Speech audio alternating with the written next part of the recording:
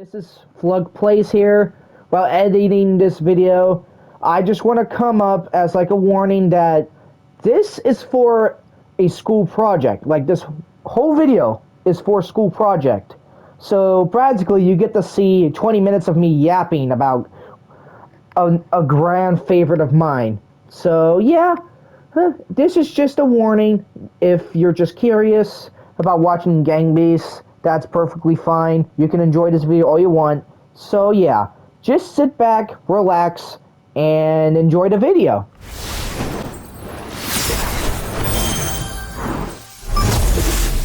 Hello everybody, my name is Flug Plays, and today I'm going to be giving you a brief tutorial about one of my favorite games of all time, Gang Beasts.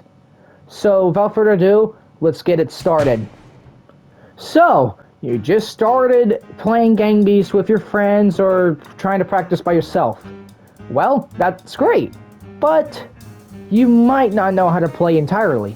So this is when I teach you how to fight. So, this is my opponent right here. Briefly, as most Gang Beasts players, or if you're still new to the game, you would want to punch them, headbutt, kick them, whatever, knock them out, right? So, what you're going to briefly do as a starter is, well, I have PlayStation, so if you don't have PlayStation, sorry for Xbox users, you're just, yeah, about that. But what who want to do for PlayStation users is, well, you can read your output like I'm doing. So clearly there's a whole lot of controls, but also not at the same time. And that's what I'm going to teach you about. So what you want to do is, for L1 and R1, you can punch with each hand, or you can grab, as they don't tell you, with those buttons, like I was doing. So what you want to do is grab with one hand, meaning grab with R1, L1, whatever, then spam the other. This would be very, very good to do for starters. Remember, grab one and punch with the other. For some reason, it makes them more damage, it knocks them out more often, and it's very efficient for starters. And yeah, that's about it for grab punching. Okay, another brief thing, or very infamous move in Gang Beasts for pro players like myself, is a technique called drop kicking. So basically you become a WWE wrestler. If you don't know, it's like a sports entertainment type program. So what I'm going to show you is a form of drop kicking that I sometimes use on a daily basis because it's fun and it's simple, which looks exactly like this. Now, it doesn't really look efficient, but sometimes you can flank players and drop kick them while they move around, which makes it so much more powerful. And yeah, this is what I'm going to teach you. Now, if you're still new to the game and you don't know how the mechanics work, let me show you. As of the second time in this video I'm doing it. So as you can see, X is for jumping, which you can do regular jumping. Square is for kicking, which I do not recommend to use as a whole if you want to simply kick. Because let me show you. This is what kicking looks like if you press or spam X. It does not do that much damage. As you can briefly see, it doesn't do that much. And it makes me look like I'm jumping all over the place. So this is where drop kicking comes to play. This is the only time I would recommend to use square. Because jumping does help. It's definitely more useful, in my opinion at least. Because there are some players that like to kick, who just simply square. But it's pretty rare to find those type of people unless they're noobs. So yes, Like I said before, Gang Beast controls, for some reason, it doesn't teach you about holding. So what you want to do is you hold square when you move towards the player, then you hold X once you go to them. Or if you're like me, you just briefly hit press all at the same time with your thumb, like this. And yeah, it can be pretty useful. Don't worry about that timer. And yeah, it's pretty good. Like, it's one of the better moves in my opinion. And that's about it. Holy crap, he's not dead. Oh! Alright, but you get the picture. Dropkick kicking can be very, very good for starters, even though it didn't look like that. But moving on to something more simplistic.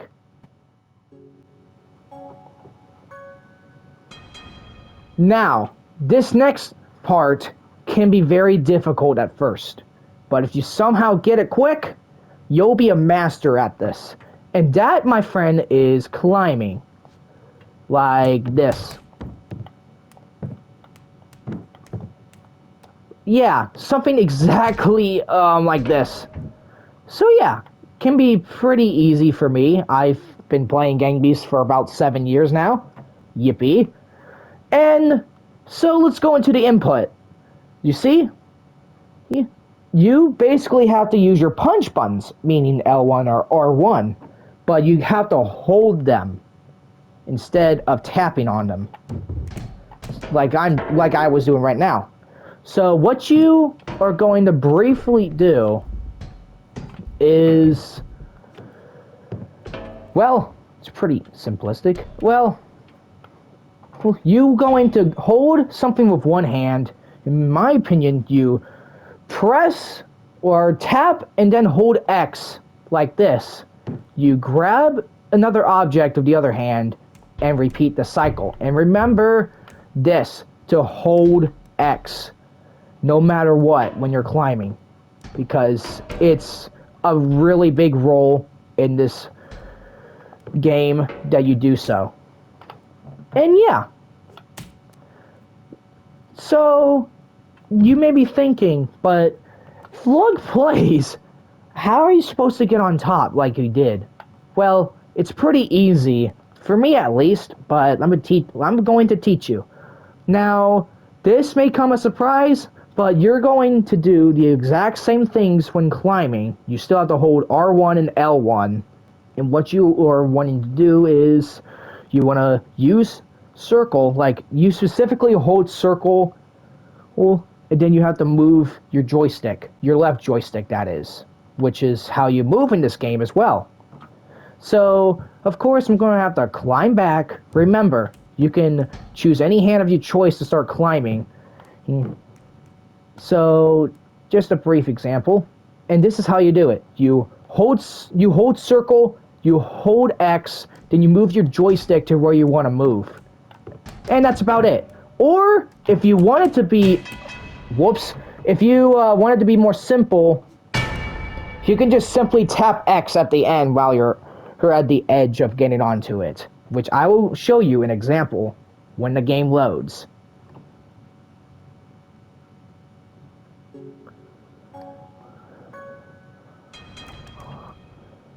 Okay, so here we are.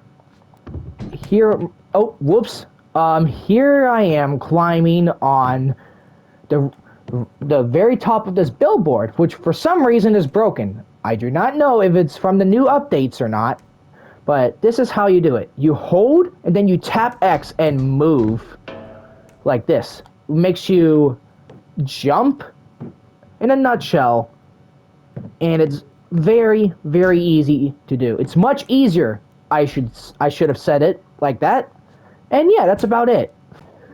Now, these are some bonus tips, and just in case you want a different playstyle in Gang Beasts. Now, you can choose a skinnier skin, or choose your own custom skin in the game, or costume, or whatever it's called. Like this, or this, any form of skinny costumes similar to this. It's all perfectly fine. It still allows you to dropkick, And fun fact, it gives you more durability, so you have a higher chance of not getting knocked out by other players. But if you're a heavy duty suit, like someone with a back accessory like this, like the wings, or like a ponytail that counts, or this suit, which technically counts as a heavy type suit because it has a lot of weight in it. And of course, one of my favorite costumes, and I call him Burger Beast. Capes also count. Hats sometimes can also count because you can take them off. Another cape, another example. Yes, this is Batman. Backpacks, sometimes it doesn't count. It doesn't ruin your playstyle. This technically is a heavy suit, but at the same time it's not, since I've played with this suit a lot, and it allows you to dropkick briefly. Say, this costume's good. Omni-Man, yes, I made Omni-Man in this game. Has a cape. The dino doesn't ruin anything. This one, though, this is tricky, because sometimes it will ruin your playstyle, sometimes it won't. And the rest of the costumes here, like this one's an extremely skinny costume, as if you couldn't tell. It still allows you to dropkick briefly, has more durability. And fun fact, the burger hat, I forgot to mention, it also is a bit of a disadvantage. I don't recommend using the burger hat if you want to play well in the game. The Viking hat is okay. That head accessory is okay. This is not. You see, this hairstyle, which looks like Chuck Norris, it's a bit of a heavy-duty suit. It's not because of the clothing, it's because of the head. And it's not because of the glasses. It's just a hair and bow tie for some reason. I don't know why, but Gang Beasts made it that way. This is Conquest from Invincible. Technically, his suit doesn't count because it still allows you to have good agility. Postal Dude, which is one of my other favorite costumes, doesn't really ruin your playstyle either. These are just suggestions. This doesn't necessarily ruin your playstyle because if you put in any animal costumes, I think most of the time it will not ruin your playstyle unless you are wearing the deer skins or some of the bird skins. Except for the chicken. And yeah, that's about it for some of these bonus tips if you really want to get good at the game. Hello everybody, this is Flug Plays once again while editing this video for the second time. I'm just wanted to show you that I want to give you all to my beautiful audience that's watching this video, a brief example of why you shouldn't wear heavy costumes near pro players. Unless you're a famously good player, because sometimes you can goof up in this game. Yeah, that's about it. So here's what would happen if you'd wear a heavy-duty suit like me.